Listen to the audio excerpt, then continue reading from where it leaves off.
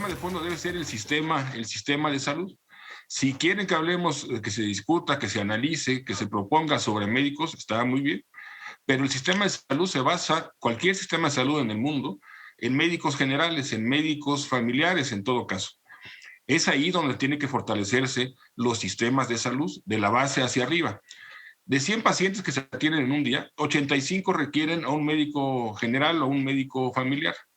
Entonces, la solución, qué bueno que lo están contratando, repito, pero la solución no está en la contratación de médicos especialistas. Hay otras cosas que hay que promover, que hay que realizar para mejorar el sistema de salud, hablando de recursos humanos. Hay mucho que hacer y no necesariamente la contratación de especialistas. Estoy viendo que... Yo creo que hay que analizar a los estudiantes de medicina, las condiciones en las que los estudiantes de medicina trabajan el día de hoy y las remuneraciones que reciben. Creo que es un tema que ha quedado de lado y no podemos dejarlo pasar. Son jornadas de trabajo de entre 60 y 70 horas a la semana. Y el salario que recibe un interno de pregrado son alrededor de 1,900 pesos. Y esto no ha aumentado en los últimos 6 años, ¿no? Hacen guardia en el hospital, duermen en el hospital o pasan la noche, digamos, en el hospital trabajando. Los pasantes de servicio social. Habla de la falta de compromiso, digamos, ¿no?, de los médicos con las comunidades. Yo quisiera recordar que los médicos somos la única profesión, primero que realiza un servicio social de 1 año. Servicio social de manera exclusiva. Tú no puedes hacer servicio social como hacen todas las demás profesiones y trabajar, estudiar, hacer alguna otra. Aquí no puedes. Aquí haces el servicio social exclusivo dedicado.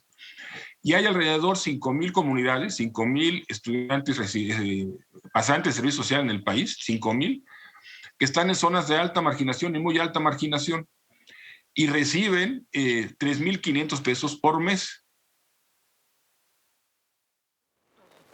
Y aquí es como regresamos a Código 7 con esta misma reflexión y que luego se cuestionaba un poco acerca de que cómo hay programas sociales que si bien tienen un sentido, bueno, dicen, hay quienes acceden a una cantidad superior por medio de estos programas y no al momento de estar en un punto en el que se pueden salvar vidas. Y bueno, me gustaría tener la reacción de Adriana Urbina Aguilar sobre este tema. Mira, Pau, yo creo que esto es un punto que nos debe de llevar a la reflexión, ¿no? Por ejemplo, aprendimos con un proceso de pandemia que sin salud no existe nada. Y yo simplemente llevo a la reflexión cuál es el presupuesto que se le otorga en México a la parte de salud, ¿no? Eso yo creo que nos debe de poner pues el punto central, que indiscutiblemente la salud no está siendo vista como una prioridad dentro de muchas de las necesidades que tiene nuestro país. Y yo creo que indiscutiblemente con lo que vivimos en la pandemia, que pudimos ver que cuando no existe salud, no existe nada, o cuando se trastoca este factor, viene de alguna manera a trastocar muchísimos factores que ahorita apenas están resurgiendo a la luz de una pandemia en salud, pues indiscutiblemente se debe de poner el acento en poder realmente trabajar por un presupuesto mayor en cuestión de salud y sobre todo en leyes que realmente sostengan un sistema en todos los aspectos, ¿no? Y eso yo creo que es algo que indiscutiblemente viene a ser necesario, un trabajo sobre todo de toda la estructura profesional que hay, como son los colegios y asociaciones, en donde necesariamente tenemos que reflexionar y generar estrategias que permitan mejorar las condiciones de los profesionales en materia de salud, pues justamente para poder prevenir que sucedan sucesos como los que se acaban de mencionar hace poco, y además garantizar que desde los procesos de formación, de las pasantías y sobre todo del ejercicio profesional como tal, pues se tengan mejores condiciones para realizar un mejor trabajo, ¿no? Y eso creo que entre los colegios de profesionistas se pueden generar estrategias, propuestas que lleguen a los diferentes niveles de gobierno para que juntas y juntos podamos crear un mejor sistema sanitario que indiscutiblemente pues no está en las mejores condiciones con las que pudiéramos presumir, ¿no? Y que por eso cuando apenas se dio esta declaratoria de la pandemia por COVID-19, también presidenta Juana Castro Ramírez, hubo hasta manifestaciones. Esto lo notamos en San Luis Potosí, que hubo manifestaciones, había quienes, todo el personal de enfermería, los médicos, todos los que estaban realizando alguna labor en las clínicas y en hospitales, decían, es que si no nos das lo básico, lo indispensable, pues nosotros también nos vamos a ir. Sí, bueno, yo sumaría a la reflexión como que 3 puntos. Yo pudiéramos reconocer que existen inequidades acumuladas dentro de lo que es el ejercicio profesional de enfermería. Un dato importante que abona a estas inequidades acumuladas en el ejercicio de la profesión de enfermería es, por ejemplo, que hay profesionales del cuidado que ejercen que tienen una percepción salarial, por ejemplo, de 5,000 pesos mensuales. Y ahí va avanzando, pero el alcance de la percepción salarial, dado la problemática social que hoy en día se vive en términos del acceso a los bienes básicos de salud, coloca al profesional de enfermería ya en una situación problemática.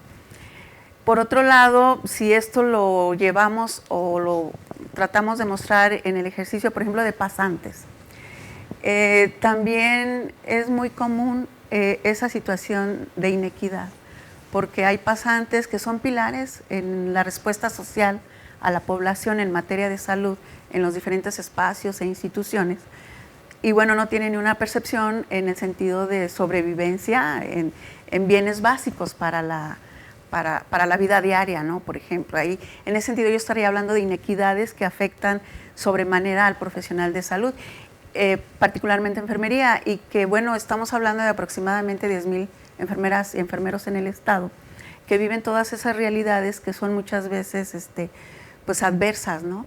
Hablando del pasante, es un ejemplo muy claro en esa inequidad para tener una condición digna para esa respuesta social que está dando la población. Tanto el pasante como el profesional del cuidado es el número mayoritario dentro del profesional de salud, y viviendo esas circunstancias, esas situaciones, pues es muchas veces adverso para un ejercicio profesional de calidad, ¿no? Pero no es ahí el tema de la intención o una mala praxis, sino que son determinantes o circunstancias que impiden también ese buen ejercicio profesional por esas condiciones y esas circunstancias adversas. En el tema de la pandemia, sin lugar a dudas, el profesional de enfermería de primer contacto, que estuvo en primera línea, todavía hoy en día tenemos colegas que están viviendo esas afectaciones en lo emocional, en lo físico, y siguen ejerciendo, ¿no? Con muchas secuelas, con muchas situaciones complejas. Por ejemplo, desde el colegio hay una estrategia para fortalecer al profesional que ha estado afectado por esa pandemia, que tiene muchas expresiones, no nada más emocionales, físicas, sino también para poder hacer un buen ejercicio dentro del campo de las instituciones.